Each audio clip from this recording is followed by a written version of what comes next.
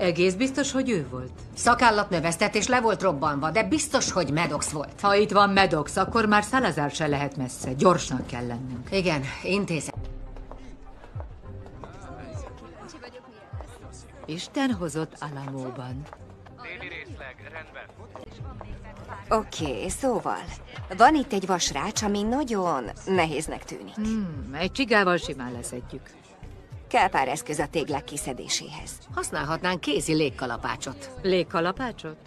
Ezek a téglák több mint 200 évesek, nem akarunk kárt tenni bennük. Kérlek, hozz valami kíméletesebbet, Casey.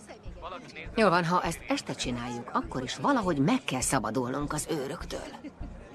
Vagy mégsem. Davy Crockett majd beenged. Ki nem szeret beöltözni? Ezt most nem értem.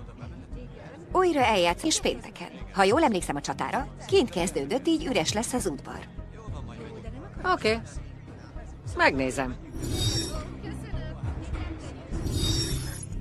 Igaz. Itt azt írja, és 10 percig tart. Jól, simán bejuthatunk a kútba. Erre már nem... Igaza van. Gondoskodj róla, hogy ez visszakerüljön a kormányzó házába.